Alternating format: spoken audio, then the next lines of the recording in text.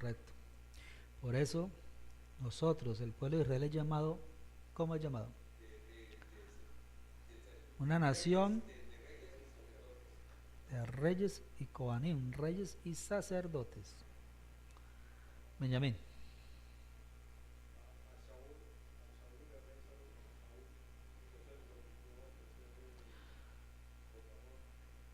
Él lo hizo, pero fue recriminado por el profeta y le dijo que debido a eso y debido a su desobediencia, su reino le sería quitado.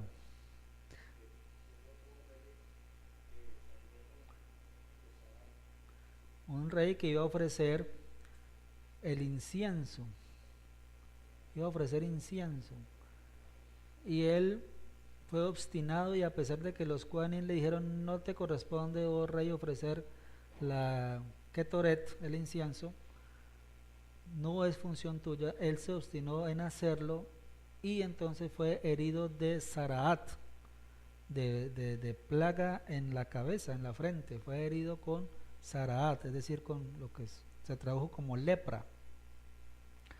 Y este hombre murió, Metzorá, murió leproso y fue separado de la nación de Israel. Pero entonces veo que la pregunta tuya, Benjamín, es ¿por qué David sí y por qué los otros reyes no? ¿Sí? ¿Por qué David sí y por qué los demás reyes no? Porque David está relacionado con Mashiach.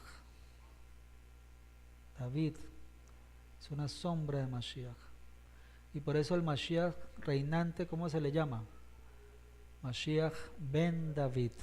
El Mesías reinante que viene a reinar se llama Mashiach ben David.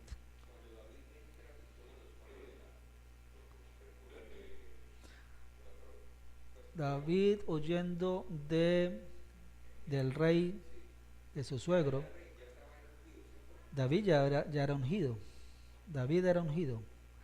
Pero David no subió al trono sino muchos años después. Lo mismo que sucedió con nuestro Mashiach Yeshua. Él, siendo ungido en su primer venida, vino como el rey sufriente, el Mesías sufriente, que fue la misma experiencia que vivió ¿quién? David Hamelech, a manos de Saúl.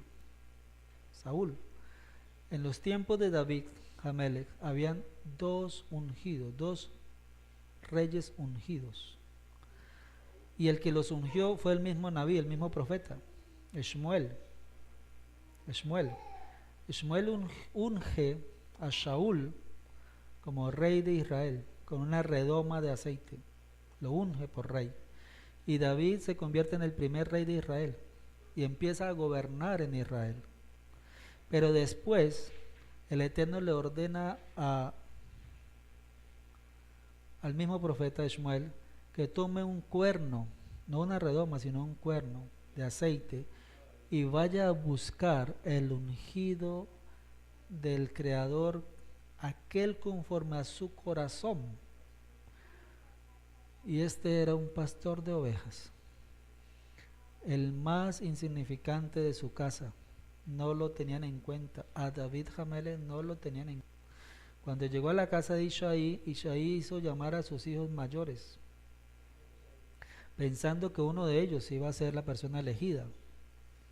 Isaí pensaba eso, y el profeta también lo creía, pero el Eterno le decía al profeta: este no es, que llamen a otro. Este no es, que llamen a otro. Este tampoco. Entonces el profeta le dice a Isaí: no hay otro hijo aún. Entonces Isaí dice: ay, sí, me queda uno, ese está detrás de las ovejas, por allá pastoreando las ovejas. Ese es, llamen a ese hombre. Y vino ese muchacho a la presencia, y el Eterno le dijo: este es la persona, el hombre que yo he elegido para que sea rey Israel. Y lo unge, pero esa unción no hace que él ascienda al trono de Israel inmediatamente. No lo hace, no pasa eso. Él después de recibir esa unción, va a visitar a sus hermanos que hacen parte de las tropas del ejército de Israel, a llevarles alimento, porque el Padre lo envía con alimentos para sus hermanos, y él los lleva, y es cuando escucha el desafío que hace este malvado de Goliat, que injuria al creador del universo, al rey de Israel y a todo el ejército de Israel, y lo desafía.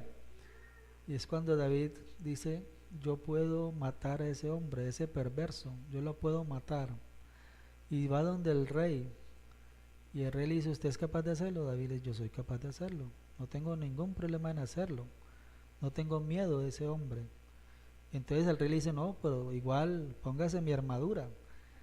David no era ningún muchachito de 1,50.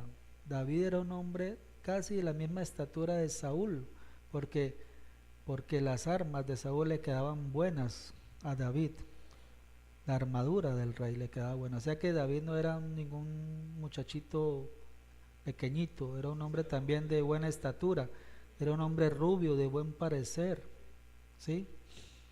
Rubio y de buen parecer. Por eso el Salmo 45 dice: eres el más hermoso de los hijos de los hombres. Pero está hablando de Mashiach, Yeshua, y ese salmo lo escribe David Hamelech. Y David también era un hombre apuesto, porque David es la sombra, digámoslo así, que más completa de Mashiach, en todos los aspectos. Y era un hombre apuesto, de buena estatura, de belleza física, fuerte, valiente, valiente. Y entonces rechaza a David esa armadura y se le devuelve al rey. Y dice: yo nunca he andado con esto, no estoy acostumbrado a esto. Y va y toma 5 piedras que representan los 5 libros de la Torah. 5 libros de la Torah, 5 piedras, ¿sí? Y con una de ellas mata al gigante que viene hacia él con la armadura propia de un guerrero, ¿sí? Y un hombre gigante, un hombre de gran estatura, casi 3 metros de alto, corpulento, y lo trata muy mal, lo humilla a David, lo humilla. Sin embargo, él dice: yo vengo a ti en el nombre del eterno Rey de Israel, Elohim de Israel, y en su nombre te voy a matar y voy a dar tu cuerpo a las aves de rapiña. Dicho y hecho, lo mató David. ¿Por qué? Porque él ya había matado a los osos y a los leones que habían venido a devorar las ovejas de su papá. Y él no le daba temor, él salía detrás y los mataba y les quitaba la presa de la boca de ellos, se las quitaba. Era un hombre supremamente valiente, igual que Simsón, supremamente valiente. De los hombres valientes, Simsón, David, Yehoshua, Caleb, Moshe, eran personas supremamente valientes, muy valientes. Nuestros profetas, muy valientes. A David lo rodeaba una guardia personal, y todos ellos eran supremamente valientes. Mataban a sus enemigos, habían matado a unos gigantes también. Entonces eso nos enseña que nosotros también tenemos que ser como valientes, sin temor a luchar contra el mal, sin temor a luchar contra el adversario. Y después de esto, entonces David pasa a ser parte de la guardia personal de Saúl. Pero cuando empieza la enemistad y el recelo y la envidia de Saúl hacia David, cuando vienen de derrotar a los filisteos, y las mujeres y los hombres en Jerusalén empezaron a decir: que viva el rey Saúl, que mató a sus 1000, pero que también viva David, que mató a sus 10,000. Eso enojó mucho a David, porque le estaban dando más honor a David que al mismo rey Saúl. Eso enojó mucho a Saúl, lo enojó mucho, y desde ese día empezó a convertirse en su enemigo. David, siendo ungido como rey de Israel, tuvo que vivir situaciones de peligro, tuvo que vivir errante, tuvo que esconderse en cuevas, tuvo que aparentar exiliarse con los enemigos. Y a pesar de eso siempre respetó la vida del rey, porque él decía que era el ungido del Eterno, y por eso él merecía la mayor de los honores y la mayor de la honra, porque era un ungido de Elohim, un ungido del Eterno, y por eso nunca atentó contra, contra la vida del rey de Israel, de Saúl. Pero eso que nos enseña, que antes de que David ascendiera al trono de Israel, tuviera que sufrir, siendo el ungido del Eterno, tuviera que sufrir desprecios, humillación, persecución, tuviera que huir por su vida, tener que abandonar a su familia, tener que juntarse, como dice la Escritura, con hombres que no eran de buena reputación, formar un ejército privado, y también hasta pasar a formar parte del ejército de los filisteos, y en alguna vez fingirse loco, fingirse demente. Y sin embargo el hijo de Shaul fue como el mejor de los amigos, como un hermano, Jonatán, para David. Pero esto que nos enseña, que la vida del rey David nos habla del Mashiach ben Yosef y del Mashiach ben David. La misma persona, ungida, primero sufre persecución, desprecios, humillaciones, peligra su vida, pero después de eso asciende al trono de Israel y se convierte en el Mesías reinante, en tipo del Mesías reinante. La vida de David es un anuncio profético del Mashiach ben Yosef y del Mashiach ben David, del Mesías que sufre, siendo Mesías ungido, pero que sufre, y que después de sufrir y de entregar su vida en propiciación, vuelve para reinar, asciende para reinar. Benjamín. 2 etapas en la vida de David. 2 etapas, que son las 2 manifestaciones del Mashiach. Mashiach cuando sufre, ¿cierto? Y el Mashiach cuando reina, va a reinar, y siendo ungido desde antes. Claro, proviene de David, ¿cierto? En la carne es descendiente de David, ¿sí? Pero no solamente es descendiente de David, él es divino, porque el Creador lo dice: yo te engendré hoy, tú eres mi hijo, yo te he engendrado hoy, ¿sí? Y en ese salmo le ordena a los reyes de la tierra que lo honren. Honrad al hijo, besad al hijo, para que no se inflame su furor y perezcáis en el camino. Entonces es increíble, ¿cierto?, cómo los sucesos de la vida de David son un fiel reflejo de las 2 manifestaciones del Mashiach, cuando sufre y cuando viene para reinar, ¿sí? Pero habían, sin embargo, correcto, falta que se cumpla la segunda parte, su venida para reinar. Eso muy pronto, quiere el Eterno que sea pronto y en nuestros días. Pero hay algo bien interesante: ciertas personas del pueblo de Israel reconocieron en David el futuro rey de Israel, y una de ellas fue Abigail, la esposa de Nabal. Esa mujer tiene un discernimiento espiritual tan grande que dice: tú serás mi Adón, tú serás rey, tú serás príncipe sobre Israel. Y viene y le trae presentes, porque David estaba dispuesto a vengar ese desprecio que hizo Nabal. Nabal es un nombre que significa insensato, loco, insensato. Y a pesar de que ese ejército privado que había constituido salvaguardó todos los bienes de Nabal, Y el día que estaba trasquilando sus ovejas, va y le dice: hombre, pues nosotros hemos estado prestándole servicio militar, guardándole sus propiedades. ¿Por qué no se digna y nos regala unas cuantas ovejas para compartir aquí con mis hombres? Él se negó a hacerlo, ofendió a David, a sus hombres. La esposa se enteró de esto, y en medio del festín Nabal se embriaga, pero su esposa, que tiene un discernimiento espiritual grande, entiende que debe apaciguar a David y a sus hombres. Prepara alimentos, bastantes alimentos, y sale en búsqueda de David. Y David viene subiendo con el propósito de acabar con la vida de Nabal, con ese hombre insensato que lo ha humillado.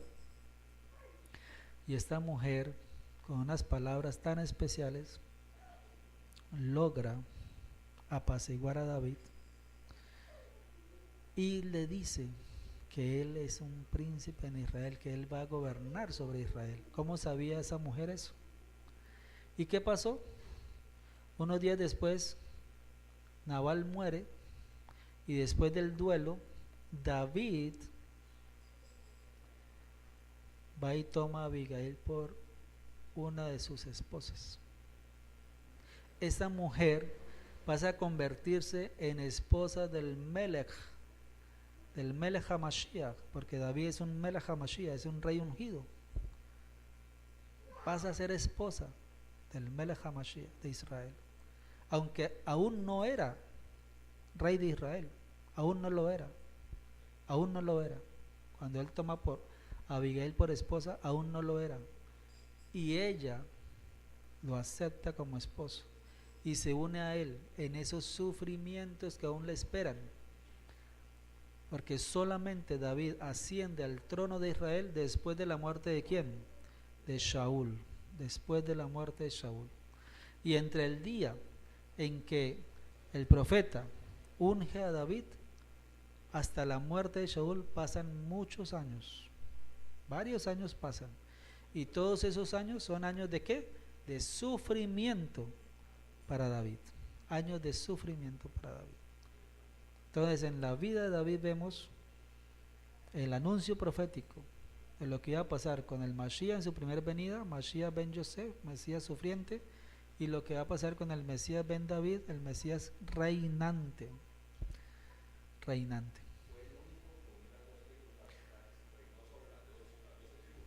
Correctamente, él y su hijo Shlomo reinaron sobre las 12 tribus. David reinó inicialmente solamente al inicio de su reinado fue sobre la tribu de Judá.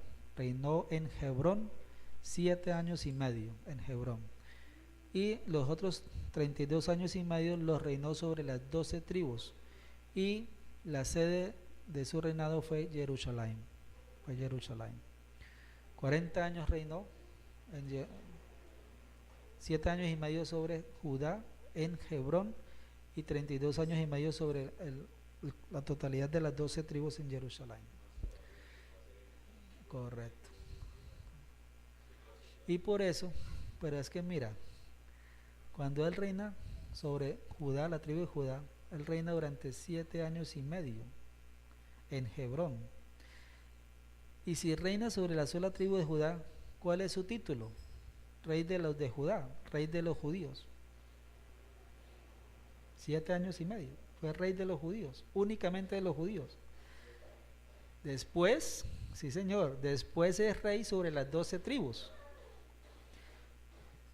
Cuando Yeshua murió, pusieron un letrero que decía: este es Yeshua Hanozri Umelech HaYehudim. Yeshua Hanozri. Y la primera letra de Yeshua, ¿cuál es? La Yod, primera letra, Yod, Yeshua, ¿sí? Primera letra, la Hei, Hanozri, entonces tenemos Yud y Hei. Luego viene Umelech, la primera letra de Umelech es la Vav, Yud Hei Vav, Umelech. Otra vez, Ha Yeudin, primera letra de Ha Yeudin, Hei, y se forma Yud Hei Vav Hei. En el madero estaba escrito Yud Hei Vav Hei. En el madero estaba escrito Yeshua Ha Nozri Umelech Ha Yeudin. A Yeshua le han llamado el rey de los judíos, como fue David inicialmente, rey sobre los judíos, 7 años y medio. Cuando venga a reinar el Mashiach, lo va a hacer sobre las 12 tribus, las va a reunir. Así como David Hamele reinó en Jerusalén 32 años y medio sobre las 12 tribus.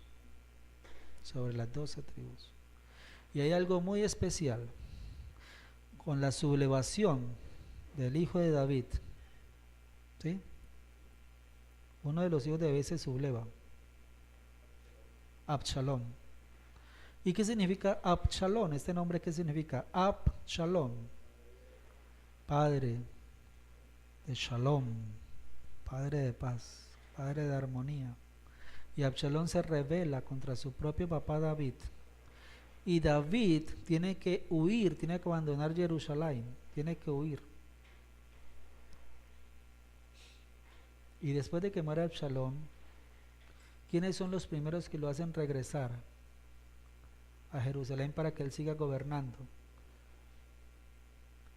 Las tribus, son las tribus, diferentes a la tribu de Yehudá. Son las demás tribus, los que van y buscan al rey David para que regrese a gobernar en Jerusalén. Y después de que los de la tribu de Judá se enteran de esto, van los de la tribu de Judá a decirle: ven a reinar a Jerusalén nuevamente. ¿Eso qué significa? Eso que nos da a entender que son las tribus dispersas las que anhelan en primer lugar el regreso del Mashiach, y son los que van a hacer retornar a Mashiach, las tribus, nosotros los que estamos dispersos. Pero a ellos también se une Yehudá, y está escrito esa parte, que son las tribus los que van a buscar. Absalón muere porque él tenía un cabello demasiado largo, se lo cortaba cada año, y ese cabello tan largo hizo que él se enredara y quedara colgando cuando lo persiguieron. Sí, señor. Bueno, volvamos entonces acá a nuestra parashá, nuestra sidra. Y de todos los que entraban por la puerta de la ciudad, esta transacción comercial se llevó a cabo legalmente ante los jueces de la ciudad, quienes solían sentarse en la puerta de la ciudad y teniendo como testigos a los hijos de Het y a todos los que entraban por la puerta de la ciudad. Es interesante que este pasuk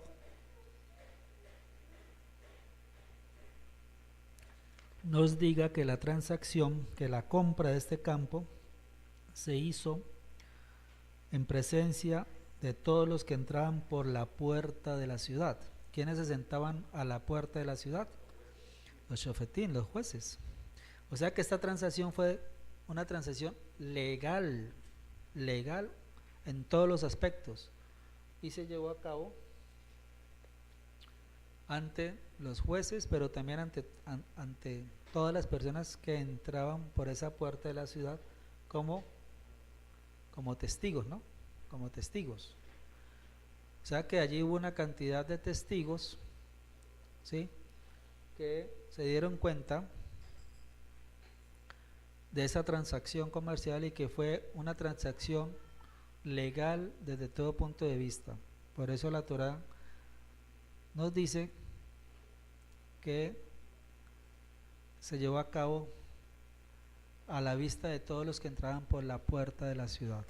Todos los que entraban por la puerta de la ciudad.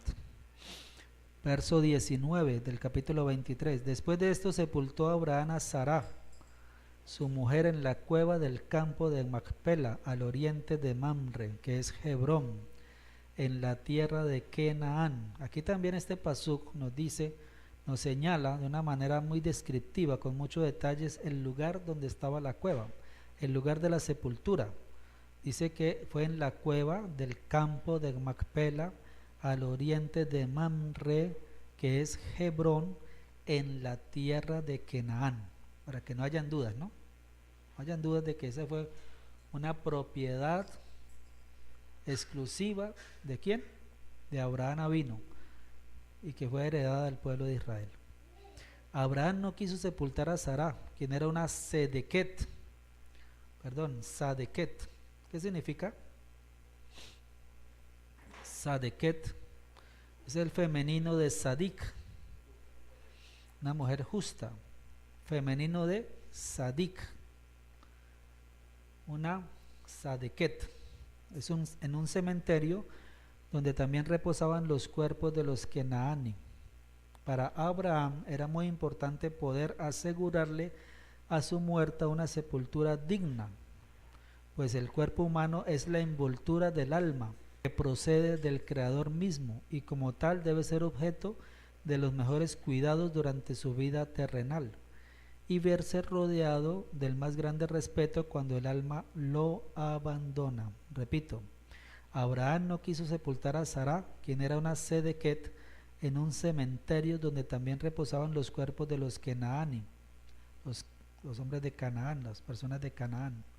Para Abraham era muy importante poder asegurarle a su muerta una sepultura digna, pues el cuerpo humano es la envoltura del alma que procede del Creador mismo, y como tal debe ser objeto de los mejores cuidados durante su vida terrenal, y verse rodeado del más grande respeto cuando el alma lo abandona.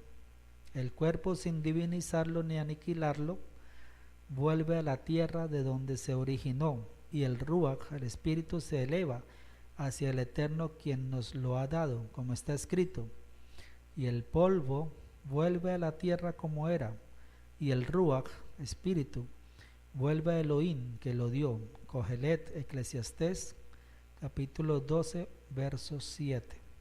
Por eso está escrito que nuestro cuerpo es templo. Es un Bet Hamikdash del Ruach HaKodesh, nuestro cuerpo, el cuerpo humano, el cuerpo nuestro, el cuerpo del Yehudí, es un templo sagrado. En él habita el Ruach HaKodesh. Por eso tenemos que cuidarlo, cuidarlo mientras estemos vivos. ¿Cómo lo cuidamos?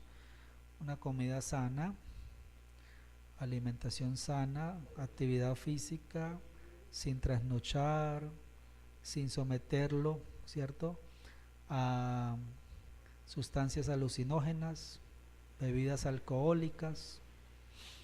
No tenemos por qué embriagarnos, podemos disfrutar del vino sin embriagarnos, El mandato es: no os embriaguéis con vino, en lo cual hay disolución.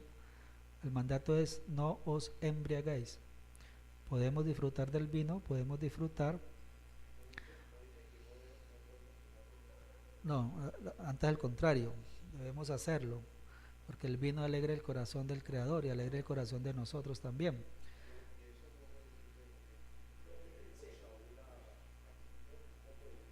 Correcto. Saúl también le dijo a Timoteo que bebiera un poco de vino por sus dolencias estomacales. Entonces también sirve para la salud. Y está demostrado médicamente, científicamente, que una copa de vino tinto ayuda a contrarrestar un ataque al corazón, porque contiene taninos que ayudan a contrarrestar un posible accidente cardiovascular. Entonces hay muchas razones por las cuales es aconsejable tomar una copa de vino. Entonces, recordemos que nuestro Mashiach también disfrutaba del vino, tanto así que sus detractores le llamaban borracho. ¿Sería que nuestro Mashiach Yeshua alguna vez se emborrachó? Nunca, jamás. Pero sus detractores le llamaban borracho, ¿cierto? Lo tildaron de borracho. Pero él disfrutaba del vino, tanto así que cuando se terminó la boda en Caná de Galilea, se terminó el vino que ellos tenían reservado para la fiesta. Según algunos, el primer milagro de nuestro Mashiach fue precisamente eso, convertir esa agua en vino para que la fiesta continuara. ¿Y qué pasó cuando nuestro Mashiach hace esa obra de convertir esa agua que tenían allí en esa casa sacerdotal en vino? Pues fue el más excelente que hombre alguno jamás haya tomado, el más excelente que persona alguna en el mundo haya tomado. Lo llevan al maestresala y lo van a probar y entonces viene la sorpresa más grande. Pero ¿cómo así? No se acostumbra a dar el mejor vino al principio de la fiesta y dejar el menos calidoso para lo último. Y aquí ha pasado todo lo contrario. Este vino posterior es mucho más excelente que el que hemos estado tomando. ¿Eso qué demuestra, cierto? Demuestra que el vino es una figura, un sinónimo, una sombra del gozo que debe existir en nuestros corazones, la alegría que siempre debe permanecer en nuestros corazones. Por eso dice Tamid Besimha, siempre alegres. ¿Y qué es lo que alegra nuestro corazón figuradamente hablándolo? El vino. Y por eso Yeshua se compara al árbol de la vid. Él dice, yo soy la vid verdadera. ¿Y la vid qué es? El árbol de la uva, de donde se extrae el vino. Y él se compara a un árbol de la uva, al vino mismo, porque él es el gozo para nosotros. Mashiach es nuestro gozo, Mashiach es nuestra felicidad, Mashiach es nuestro deleite. Entonces, él dice, yo soy el árbol de la vida. ¿Y vosotros sois qué? Los pámpanos. Ustedes son, ¿cierto? Las ramas que contienen el fruto, la uva, ¿cierto? Entonces, no es gratuito que el Mashiach mismo de Israel se haya comparado al árbol de la uva con el que se produce el vino, el fruto, el vino, lo que alegra nuestros corazones. Y por esa razón, siempre en cada festividad nuestra está presente el vino, el gozo, la alegría de celebrar la fiesta para el Creador. Y vuelvo a insistir, el precepto es, no os embriaguéis. Ese es el precepto, ¿sí? Pero debemos disfrutar de las cosas buenas de la vida. ¿Qué es lo que hace que algo sea bueno o sea malo? Nuestro juicio, nuestro discernimiento, es lo que hace que algo sea bueno o sea malo, ¿cierto? ¿Por qué abstenernos de cosas buenas? ¿Por qué abstenernos de disfrutar de algo que es bueno en sí, pero que el común de la gente puede tildarlo de malo? ¿Sí? Yo pienso que hay muchas cosas de las cuales nosotros en el pasado no disfrutamos, ¿cierto? Porque creíamos, porque nos habían enseñado que era negativo, que era malo. Pero después descubrimos que no tenía nada malo en sí, sino que es lo que uno haga con eso, lo que realmente lo hace bueno o lo hace malo, ¿cierto? Y tener ante todo la paz en el corazón de que no estamos haciendo algo reprochable por el Creador. Entonces, si nuestro corazón no nos condena, shalom tenemos para con el Creador, dice la Escritura. Entonces, si tenemos esa paz, esa tranquilidad, entonces podemos disfrutar de tantas cosas bonitas que este mundo nos da y nos ofrece.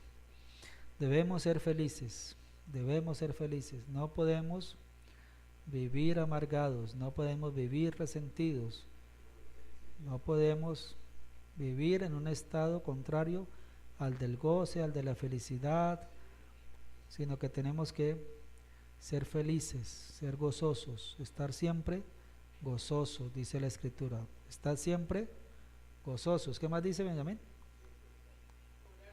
Orad sin cesar. Amén. Siempre gozosos, orad sin cesar y démosle gracia al Creador porque esa es su voluntad. Siempre gozosos, alegres, disfrutando de las cosas buenas, cosas bonitas de la vida. David.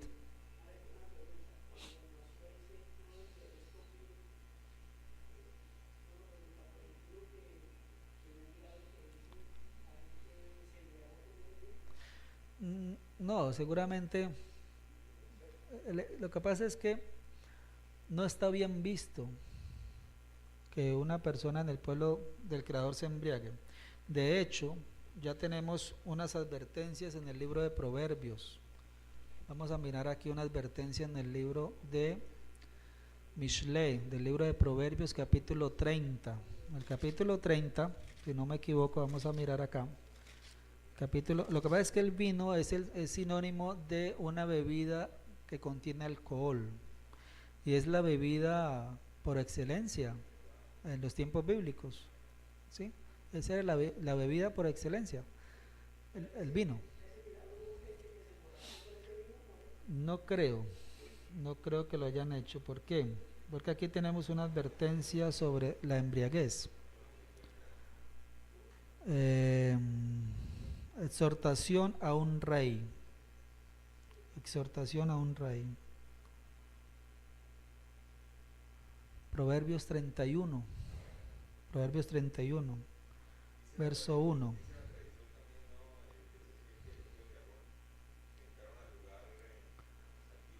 Ajá, con unas copas de más, pero no estaban completamente embriagados tampoco. Proverbios 31:1, palabras del rey Lemuel. Palabras del rey Lemuel, la profecía con la que le enseñó su madre. ¿Qué hijo mío y qué hijo de mi vientre y qué hijo de mis deseos? No des a las mujeres tu fuerza. Es decir, no andes en adulterio y en fornicación. Es lo que quiere decir esto. No des a las mujeres tu fuerza, ni tus caminos a lo que destruye a los reyes.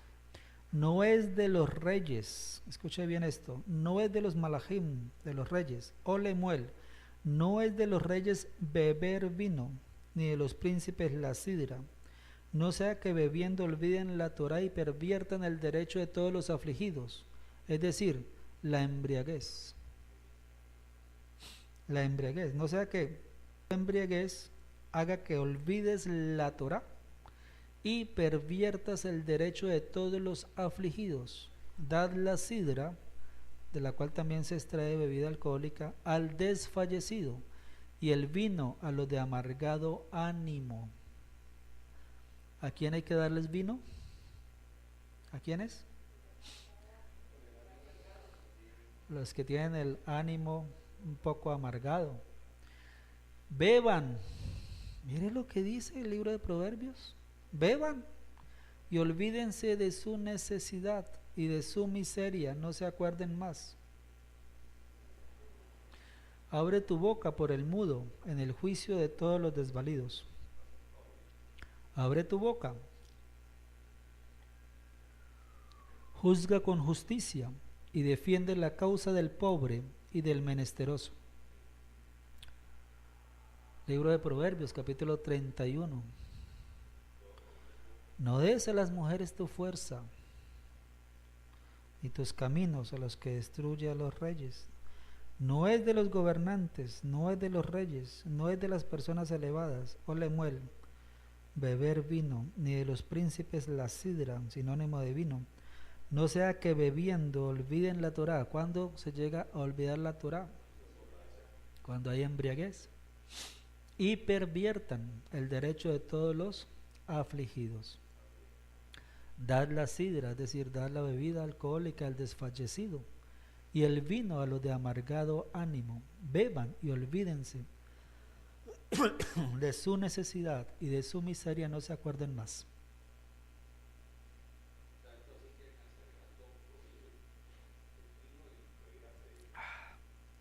Correcto. Solamente, escuchen bien lo que voy a decir, solamente una persona en el pueblo de Israel tenía prohibido tomar vino, y era el que había hecho voto de Nazir. Solamente esa persona. Las demás personas tenían derecho a tomar vino, pero el Nazir, lo que la Biblia ha traducido como Nazareo, no Nazareno, sino Nazareo, la palabra hebrea es Nazir. Esta persona, hombre o mujer, cuando hacía voto de apartarse, esto significa nazir, significa apartamiento, consagramiento, consagrarse, apartarse. Cuando esta persona, hombre o mujer, dentro del pueblo de Israel, decidía hacer voto de nazir, es decir, consagrarse durante un tiempo, no para toda la vida, sino durante un tiempo, hacía voto de nazir, esa persona tenía que cumplir unos requisitos. Uno de ellos era, durante el tiempo que durara el voto, no consumir nada de la uva, ni siquiera podía consumir uvas pasas. Nada, nada, es decir, la uva no la podía comer, ni las uvas pasas, ni mucho menos el vino. 2, no podía rasurarse su cabeza durante el tiempo que durara su voto. 3, si alguien moría súbitamente a su lado y lo tocaba, hasta allí llegaba el tiempo de su consagración. Finalizado el tiempo de su consagración, tenía que ofrecer unos korbanot y después regresar a su vida, digámoslo otra vez, normal, volver a su vida normal. El único hombre que fue declarado nazir desde antes de nacer y hasta el día de su muerte fue Shimshon. Fue el único, nadie más que él. Antes de nacer fue declarado nazir, el malaj del Eterno lo declaró nazir y le dijo a la mamá: ojo con esta criatura, no vaya a comer tales cosas, a beber tales cosas, y durante su vida él será nazir, durante toda su vida. O sea que el único hombre que no tuvo el placer de disfrutar de una buena copa de vino fue Shimshon. Y su cabello tenía que dejarlo crecer durante toda su vida, y en su cabello estaba el secreto de su fortaleza espiritual y física. En el cabello tenía el secreto de su fuerza espiritual y física. Declaró ese secreto, le cortaron el cabello y este hombre no tuvo la fuerza que tenía antes. Le extrajeron sus ojos, lo convirtieron en un siervo, y al final de sus días el Creador lo honró, volvió a crecer su cabello e hizo que el día de su muerte también cobrara venganza y matara miles de filisteos. Pero fue el único hombre que no tuvo el placer de disfrutar de una copa de vino, porque fue nazir desde su nacimiento.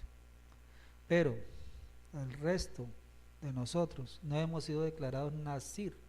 Ninguno de nosotros ha sido declarado nazir desde antes del nacimiento. Así que nosotros no podemos, ¿por qué?, abstenernos de algo que el Creador ha creado, valga la redundancia, que ha creado.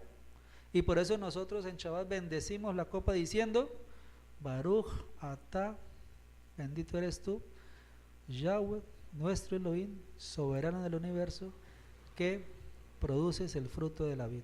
Baruch atah Adonai Eloheinu melech haolam boré perij hagafen. Bendecimos esa bebida, la bendecimos, ¿sí? Porque sabemos que el Creador la ha permitido para nuestro goce y para nuestro disfrute. Nuestro goce y nuestro disfrute. Si hacemos voto de nazir, hasta hoy día no podemos hacer voto de nazir. Se podía hacer el voto mientras el templo estuviera en pie, o el Mishkan, pero como hoy no tenemos templo, no podemos hacer voto de nazir. ¿Y en qué consistía el voto de nazir? En dejar de disfrutar del fruto de la vid, entre otras cosas. La persona que toma la decisión de no disfrutar de una buena copa de vino, está prácticamente haciendo voto de nazir en los tiempos en que no se puede hacer ese voto. No tenemos templo, no tenemos Cohen Hagadol. ¿Y por qué? Porque finalizado el tiempo del voto había que llevar unas ofrendas que están descritas en el libro también de Hechos, capítulo 21 creo, cuando Shaul vuelve de unos viajes por Europa. Él tiene hecho voto de nazir, y también en Jerusalén algunos varones también tenían hecho ese voto, y entonces los otros emisarios en Jerusalén le dicen: cumple tu voto, y tenían que llevar unos sacrificios al altar. Y cuando él estaba haciendo ese cumplimiento, es arrestado en el templo por sedición. Es arrestado. El Rab Shaul también hizo voto de Nazir durante un tiempo. ¿Pueden prender la luz? Durante un tiempo nada más. Durante un tiempo. Los votos, cuando nosotros hagamos algún tipo de voto, neder, distinto al de Nazir, tiene que ser durante un tiempo establecido. Durante un tiempo. Los votos no los podemos dejar, el neder, el voto no se puede dejar abierto sin un tiempo en el que comienza y en el que termina. Tiene que tener un día, una fecha de inicio y una fecha de terminación. ¿Ya? Entonces, el creador también se agrada cuando nosotros hacemos buen uso de todas las cosas hermosas que Él creó, porque dice la Escritura que todo lo hizo hermoso en su tiempo, todo lo hizo bueno en su tiempo. Cuando el Creador dijo que la tierra produzca todos los tipos de árboles, entre esos árboles estaba ¿cuál? El de la vid. Y dijo el Creador, y dice la Torá, Vayar Elohim Kitov, y vio Elohim que era bueno, Entonces, el fruto de la vid es un fruto bueno. El vino que se extrae es bueno. ¿Qué es lo malo? El uso excesivo que las personas hacen de esa bebida. Eso es lo malo. El uso excesivo que las personas hacen de esa bebida. Benjamín.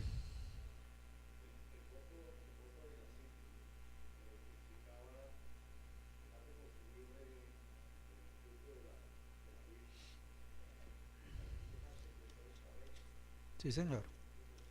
Las dos cosas.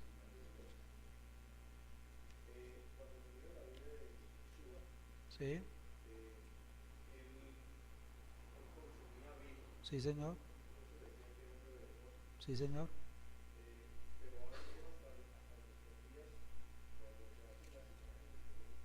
Con pelo largo. No, señor.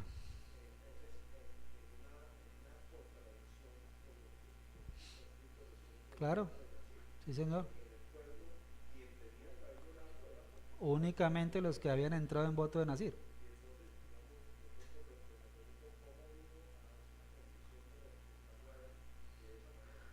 Sencillamente por una razón, porque es que ese Mesías no es el Mesías judío. Esas representaciones de ese Mesías no son las representaciones del Mesías judío, son las representaciones del Mesías greco-romano. ¿Sí? Entonces, como ellos tienen una distorsión, como ellos tienen un error al apreciar la Torah, un velo, entonces por eso caen en ese tipo de contradicción, porque están representando desde su óptica greco-romana, no desde la óptica hebrea, no desde la óptica judía. Los Kohanim debían cortarse en el cabello también. Los Kohanim debían cortarse periódicamente el cabello. El voto del Nazir, Benjamín, Números capítulo 6. Vamos a leer esto rápido para continuar. Habló Yahweh a Moshe diciendo, habla a los hijos de Israel y diles, el hombre o la mujer que se apartare haciendo voto de Nazir, que se consagrare haciendo voto de Nazir para dedicarse al Eterno, se abstendrá de 1. Vino y de sidra. 2. No beberá vinagre de vino, ni vinagre de sidra, ni beberá ningún licor de uvas, ni tampoco comerá uvas frescas ni secas. Todo el tiempo de su nazareato, de todo lo que se hace de la vid, desde los granillos hasta los ojos no comerá. Todo el tiempo del voto de su nazareato no pasará navaja sobre su cabeza, hasta que sean cumplidos los días de su consagramiento al Eterno. Será Kadosh, dejará crecer su cabello. Todo el tiempo que se aparte para el Eterno no se acercará a persona muerta, ni aun por su padre, ni por su madre, ni por su hermano, ni por su hermana podrá contaminarse cuando mueran, porque la consagración de su Elohim tiene sobre su cabeza. Todo el tiempo de su nazareato será kadosh para Yahweh. Si alguno muriere súbitamente junto a él, su cabeza consagrada será contaminada. Por tanto, el día de su purificación raerá su cabeza, y el séptimo día la raerá, es decir, quedará calvo. El día octavo traerá 2 tórtolas o 2 palominos al Cohen a la puerta del Mishkan de reunión. El Cohen ofrecerá el uno en expiación y el otro en holocausto, y hará expiación de lo que pecó a causa del muerto, y santificará su cabeza en aquel día, y consagrarás para el Eterno los días de su nazareato, y traerá un cordero de 1 año en expiación por la culpa, y los días primeros serán anulados por cuanto fue contaminado su nazareato. Esta es pues la Torá del Nazir. El día que se cumpliera el tiempo de su nazareato, vendrá a la puerta del Mishkan de reunión y ofrecerá su ofrenda al Eterno, un cordero de 1 año sin tacha en el holocausto, y una cordera de 1 año sin defecto en expiación, y un carnero sin defecto por ofrenda de shalom. Además, un canastillo de tortas sin levadura, de flor de harina amasadas con aceite, y hojaldres sin levadura untadas con aceite, y su ofrenda y sus libaciones. Y el Cohen lo ofrecerá delante del Eterno, y hará su expiación y su holocausto. Bueno, etc. Entonces, esta es la Torá, la ley del Nazir, que hiciere voto de su ofrenda al Eterno por ser Nazir. Entonces, voy a contar una anécdota, ¿cierto? Alguien que yo conozco está dentro de una de las religiones protestantes, ¿no? De los grupos, sí, una congregación protestante.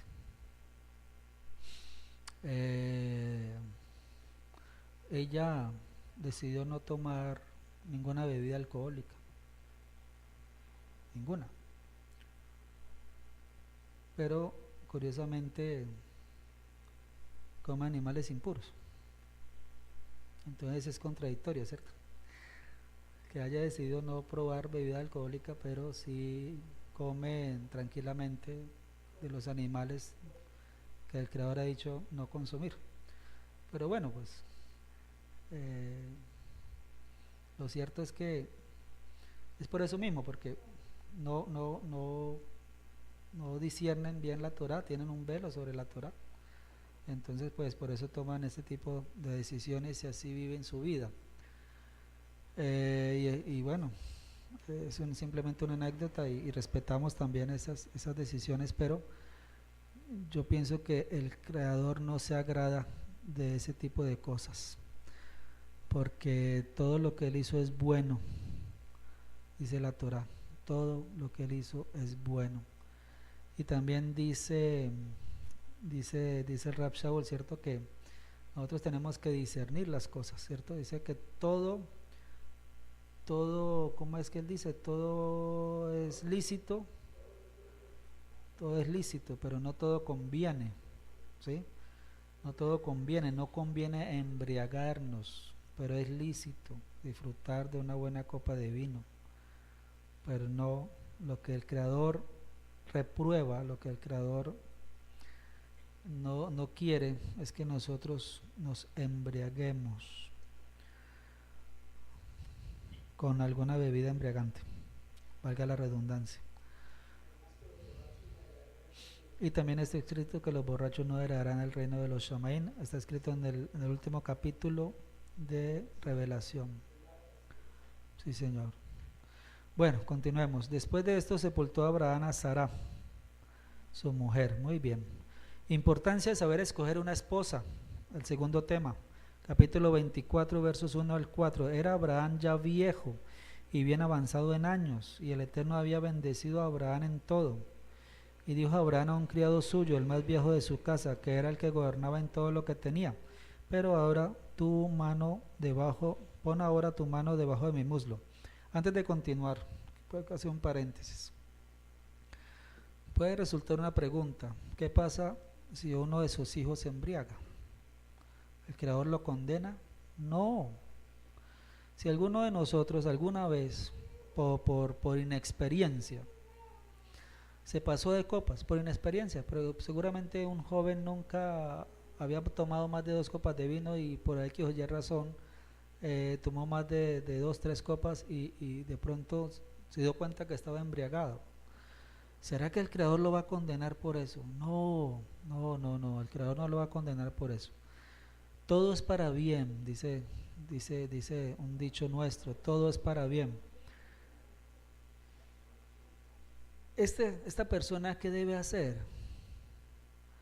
Lo que todos hacemos cuando hemos transgredido un precepto de la Torah, cualquier precepto que hayamos transgredido, ¿cierto? ¿Qué debemos hacer? Reconocer que hicimos mal, ¿cierto? Confesarlo, pedirle perdón al Creador y no volver a hacerlo. El que se arrepiente, el que confiesa su pecado y se aparta, ¿alcanzará qué? Compasión, alcanza bondad. ¿Sí? Nuestro Creador es bueno. Y seguramente que nosotros hemos cometido seguramente muchas otras transgresiones a la Torah, que no solamente sea el de pasarnos de copas. Seguramente transgredimos otro precepto.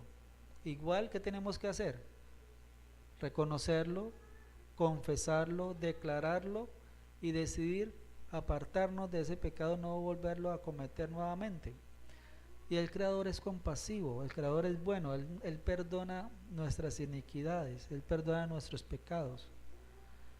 No podemos llevar un cargo de conciencia y no podemos pensar que vamos a perder la salvación y la vida en el Olam Jabá, porque alguna vez alguno de nuestros hijos, en su inexperiencia, en su inmadurez, de pronto llegó a pasarse de copas.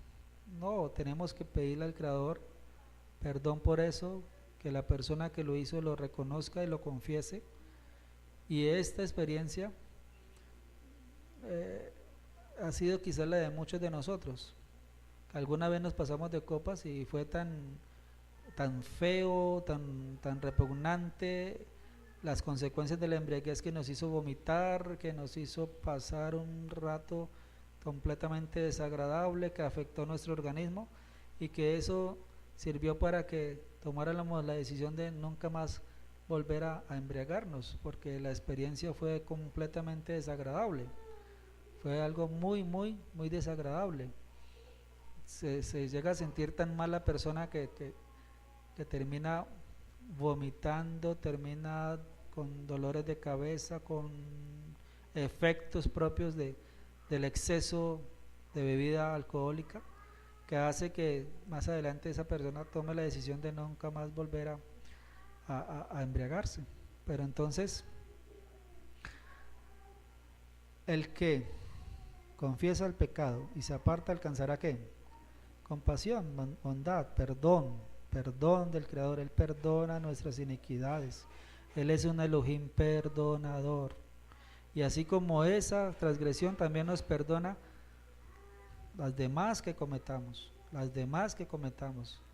¿Por qué? Porque confesamos nuestro pecado. Él es fiel y justo para perdonar nuestras faltas.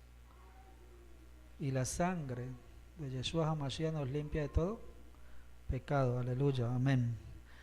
Ahora sí, retomemos capítulo 24, verso 1 al 4. Importancia de saber escoger una esposa. Era Abraham ya viejo y bien avanzado en años, y el Eterno había bendecido a Abraham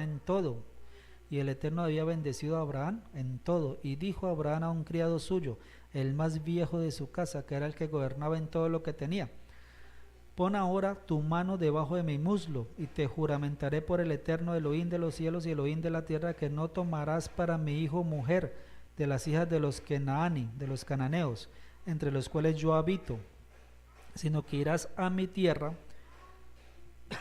y a mi parentela, y tomarás mujer para mi hijo Isaac.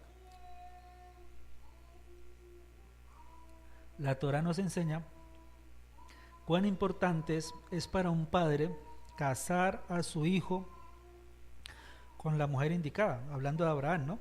Pero igual para todos nosotros. La Torah nos enseña cuán importante es para los padres, casar a sus hijos con la persona indicada. Si es una hija, con el varón indicado. Si es un hijo, con la mujer indicada. No es gratuito que el Eterno haya destinado todo un capítulo de su palabra para hablarnos del matrimonio, de la boda, de la elección de la novia, de la importancia que esto representa para el pueblo, saber unir en matrimonio a su hijo o a su hija, buscar la persona indicada para ello, la persona más adecuada, su alma gemela, como llaman. Y tampoco es gratuito que este sea el único matrimonio que la Torá describe con lujo de detalles, el único.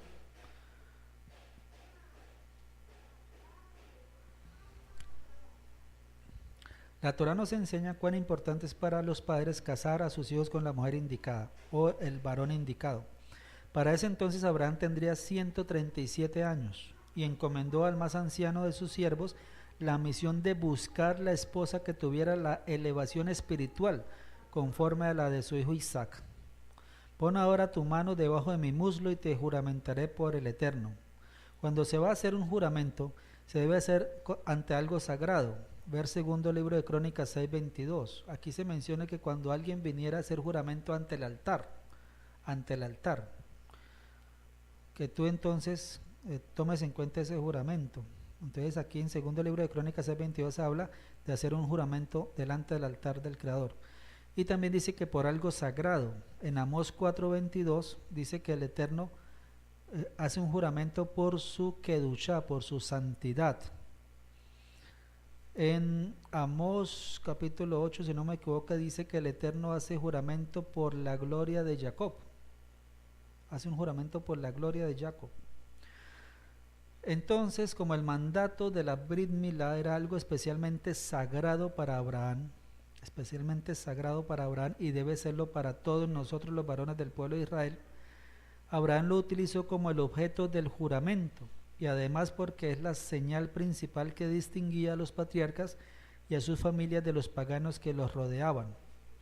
Pienso que este tipo de juramentos exige dos requisitos como mínimos. Primero, las dos personas del pacto deben encontrarse en los niveles más elevados de kedushá y virtud, de santidad y pureza. Dos, deben ser personas ancianas y verdaderos sadiquín, verdaderos justos, para no cometer alguna clase de inmoralidad. La Torá no describe exactamente que el siervo anciano de Abraham, al colocar su mano debajo de su muslo, tocara directamente la señal del pacto, la Brit Milá. No lo dice con lujo de detalles. Los exégetas, los comentaristas, creen que evidentemente el siervo extendía su mano hasta tocar la señal del pacto de la Brit Milá, porque estaba haciendo un juramento, y entonces los juramentos se hacen ante algo sagrado, como está escrito en el segundo libro de Crónicas, ante el altar. Entonces por eso se cree que evidentemente, que ciertamente este siervo anciano extendió su mano y tocando la señal del pacto de Brit Milá, que es un pacto sagrado, juramentó que iba a cumplir lo que Abraham, su amo, le estaba exigiendo en cuanto a la elección de una mujer para Isaac. Hay otra porción en la Torá donde Jacob le dice a su hijo José que coloque la mano bajo su muslo, pero aquí la diferencia es que Jacob no le iba a pedir un juramento a su hijo menor, simplemente le estaba pidiendo una promesa, que cumpliera un deseo, su última voluntad. Entonces hay una diferencia. Abraham le está pidiendo al anciano, a su siervo anciano y mayordomo, que la Torá no dice que se llamaba Eliezer, pero la tradición deduce que era Eliezer, ¿sí? Eliezer también debía andar entre los 110 y los 120 años probablemente. Abraham dice que tenemos aproximadamente 137 años, 138 años. Era una persona anciana, de un elevado nivel espiritual, de una santidad tremenda. Correcto. Y se sobreentiende que Eliezer también era una persona de una elevada santidad, porque dice que era el administrador de sus bienes, pero se sobreentiende que no eran solamente sus bienes materiales, sino también sus bienes espirituales, toda vez que Abraham enseñaba Torah, porque él conocía la Torah antes de que fuera revelada en el Sinaí, y él le enseñaba Torah a sus siervos, por eso dice que él ganaba almas en Aram, es decir, que él compartía Torah, enseñaba Torah. Entonces, este anciano, el siervo, que dice la tradición que llamaba Eliezer, era una persona también de un elevado nivel espiritual, y era la persona que Abraham escogió para esta misión tan especial. Por lo tanto, ambos eran personas ancianas de un elevado nivel espiritual, eran sadiquín, y por lo tanto Abraham confió que la mano de este hombre llegara a tocar la señal del pacto, que es un pacto de consagración al Eterno y que hace que Él sea nuestro Elohim. Sin embargo, en otro texto en la Torah, en Bereshit capítulo 47, dice lo siguiente: llegaron los días de Israel para morir, y llamó a Joseph su hijo y le dijo: si he hallado ahora gracia en tus ojos, te ruego que pongas tu mano debajo de mi muslo y harás conmigo Hesed ve'emet, bondad y verdad. Te ruego que no me entierres en Misraim, en Egipto, mas cuando duerma con mis padres me llevarás de Misraim, Egipto, y me sepultarás en el sepulcro de ellos. Y José respondió: haré como tú dices. Génesis 47, 29 y 30. Aquí solamente el anciano padre le dice a su hijo, a su joven hijo, que ponga la mano bajo su muslo como mera señal de fidelidad y no un juramento, como un siervo dispuesto a obedecer en todo la voluntad de su amo. Entonces aquí se cree, es posible que Joseph no haya tocado la señal de pacto de su papá, no la haya tocado, porque no se trataba de un juramento, sino simplemente de cumplir una última voluntad. Entonces solamente debajo de su muslo, porque esto también era como una representación, era como una alegoría de que el siervo se comprometía a hacer absolutamente la completa voluntad de su amo en todo cuanto le pidiera que hiciera. Entonces, coloca tu mano bajo mi muslo, es decir, usted va a hacer exactamente, ¿sí? Va a hacer puntualmente, va a hacer todo lo que yo te ordene en cuanto a esta solicitud. Entonces el amo dice: exacto, me comprometo a hacerla, pongo mi mano debajo de tu muslo, una señal de completa obediencia, de una obediencia absoluta y de un cumplimiento al punto, así, letra por letra, pegado a la letra, de hacer de todo lo que el amo le pidiera, el favor que le solicitara. Y pienso que en este caso Jacob era un hombre anciano, 180 años creo. Joseph sería muy joven y pues no conviene, ¿cierto? A pesar de que ambos eran personas muy elevadas espiritualmente, pero en el caso de Abraham, ambos eran ancianos, ambos eran unas personas ancianas, unas personas conocedoras de Torah, elevados espiritualmente, sadiquín, y esto impedía cualquier situación allí inmoral que se pudiera llegar a presentar. Eso es lo que más o menos comprendí, entendí, estudié sobre este tema de poner la mano debajo del muslo. Y dice Abraham: no tomarás para mi hijo mujer de las hijas de los Kenaani, de los cananeos. Abraham no quería casar a una mujer descendiente de Kenaán con su hijo Isaac, porque Kenaán había recibido maldición de parte de Noaj, como está escrito: maldito sea Kenaán, siervo de siervos será sus ajim. Bereshit 9:25. Esta fue la razón principal por la que Abraham le pidió a su siervo que por ningún motivo permitiera o consiguiera de las hijas de Canaán mujer para esposa de Isaac, porque Canaán había recibido una maldición y esa maldición era generacional. Entonces no puede haber comunión entre la luz y las tinieblas. Por eso él dice, ve a mi tierra, a mi parentela, y allí ha nacido una mujer, vaya y búsquela, y esa será la esposa para mi hijo Isaac. Isaac se convertiría en el patriarca, en uno de los 3 patriarcas del pueblo de Israel, una persona muy elevada espiritualmente, muy bendecida por el Creador. Por lo tanto, su esposa también tiene que ser una mujer con unas características de pureza, de espiritualidad, de elevación, de santidad, que seguramente Abraham no veía en ninguna de las mujeres de los pueblos de Canaán donde él habitaba. Eso por un lado. Por otro lado, Abraham desciende de Shem, y Shem significa nombre, y de Shem se va a formar los pueblos semitas, y por eso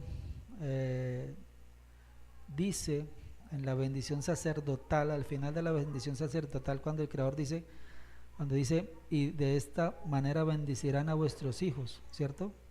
Yevarejajá, Yahweh Beishmareja, Yaer Yahweh Panabaleja Beconeja, Isa Yahweh Panabaleja Beyashen Leja Shalom, y después dice, y pondrán mi nombre sobre ellos, y yo, el Eterno, los bendeciré, y pondrán mi nombre.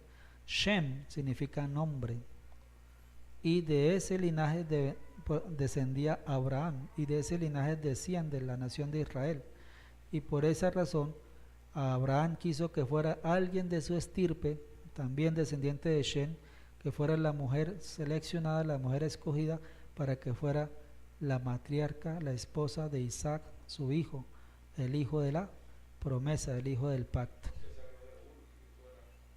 También es correcto. Salió de Ur, y allí había mucha idolatría, pero la idolatría es fácil de subsanar. Conociendo el monoteísmo hebreo, se rectifica la idolatría, se hace tikkun sobre la idolatría. Cuando conocemos el monoteísmo hebreo, cuando conocemos que el Eterno es uno y único. Bueno, eso era el tema que tenía para compartirles en este Shabbat. Próximo Shabbat, con la ayuda del Creador, seguimos estudiando el tema de la Parashá Hayá y Sará, la escogencia de la novia, de la esposa para Isaac. Hablaremos un poquito de los otros hijos que tuvo Abraham con Ketura, y finalizaremos esta Parashá haciendo alguna mención de la Haftará con la ayuda del bendito. A continuación vamos a tener la alabanza, y quiero compartirles un par de videos de un rabino que se llama Isaac Shapira. Vive en los Estados Unidos, descendiente de judíos sefarditas. Ellos, ahorita vamos a escuchar el testificar del rabino. Ellos se trasladaron a vivir a Israel después del 48.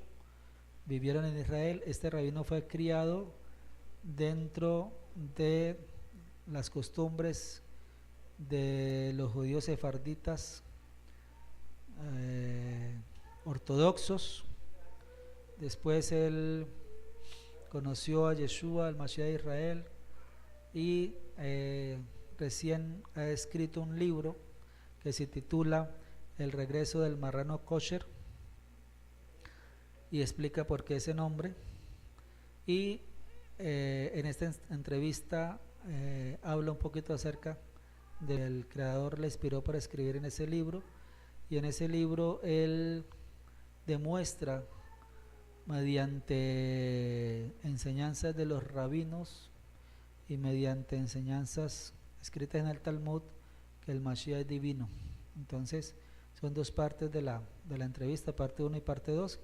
Cada video dura aproximadamente unos 25 minutos, pero me parece que es muy importante que escuchemos.